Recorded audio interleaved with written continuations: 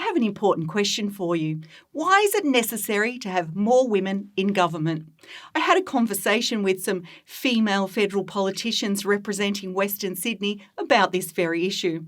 I begin with New South Wales Senator Kristina Keneally. Kristina was the first female Premier of New South Wales. She was in office from 2009 to 2011. She's now in the federal parliament, entering the Senate in 2018. Kristina's the Shadow Minister for Home Affairs and for Immigration and Citizenship. She's the Deputy Leader of the Opposition in the Senate. Her electorate office is in Parramatta. She joins us now.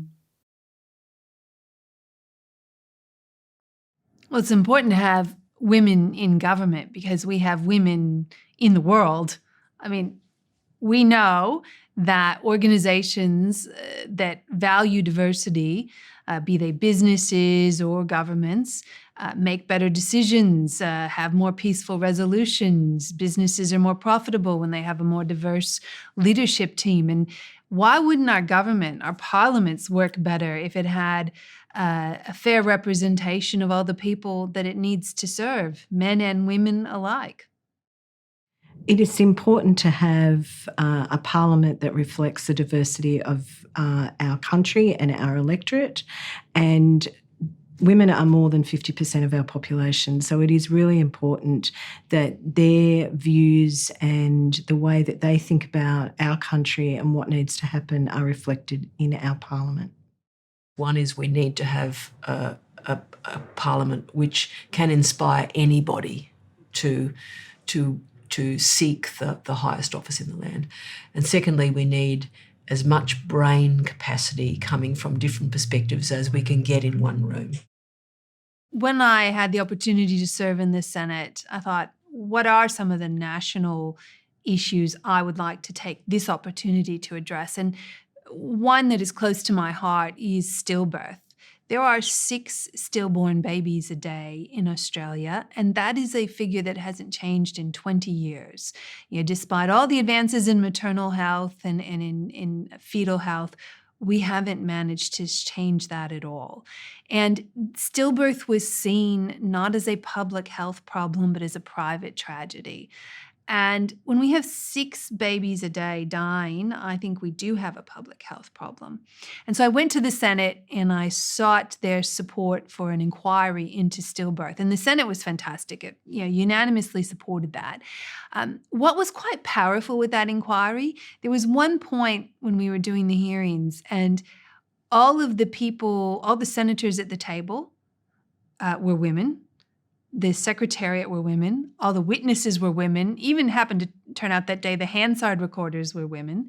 And what was amazing about the senators is 3 of the 4 of us there had had a direct experience of stillbirth or of losing a baby. And it just struck me how having so many women in politics meant that what really was a public health issue, something that was happening inside a woman's body, had not been viewed as such, and that it took a whole room full of women's voices to elevate stillbirth into the public national discussion and to urge the government to take action. And now the government is taking action. They've committed to delivering a national stillbirth action plan. They're funding campaigns to a safer baby bundle. They're educating prospective parents and doctors.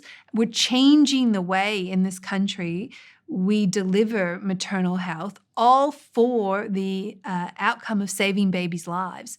And I do remain hopeful that in the next few years, we'll start to see what other countries have done, which is a dramatic reduction in the rate of stillbirth. It's important to have more women in government because it's important that our government reflects who we are, and we're about 50% women. It's also important to have all the other diversities in that as well. So that's not just 50% women, but in 50% women, including people from all around the world, and young ones and old ones, and ones in wheelchairs and ones that are deaf, etc. So we've got a long way to go if we're still talking about women in a country as diverse as Australia.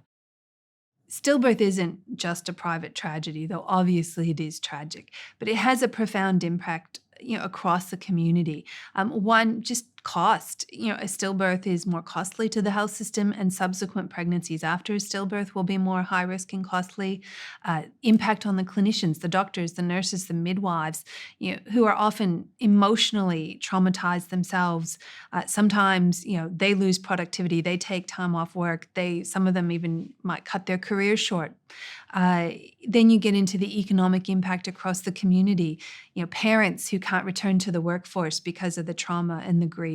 One of the stories we heard at the inquiry, a family that had a small business that employed 5 people, they just basically wrapped the company up because after the stillbirth of their child, they were so devastated and couldn't continue. And so there's 5 jobs lost and an enterprise lost. And so, when we have economic studies telling us there's some $600 million worth of economic impact to stillbirth across 4 years, you start to understand and quantify that this is not just a tragedy that happens to a woman and her partner. This is a tragedy that happens 6 times a day with multiplier effects across our health system, our economy, and all the people who the family and friends of the parents who themselves feel the grief, the trauma, and the loss. And so we see the impact issues considered to be about women can have, highlighting the importance of having more women in government. Simply put, it's a different conversation when there are women in the room. The private is political when it affects so many citizens of our country. What other private issues do you think are important? Is there anything so important that you think you need to get into politics to change it? I'm Diane Colman. Maybe I'll see you out there on the hustings someday.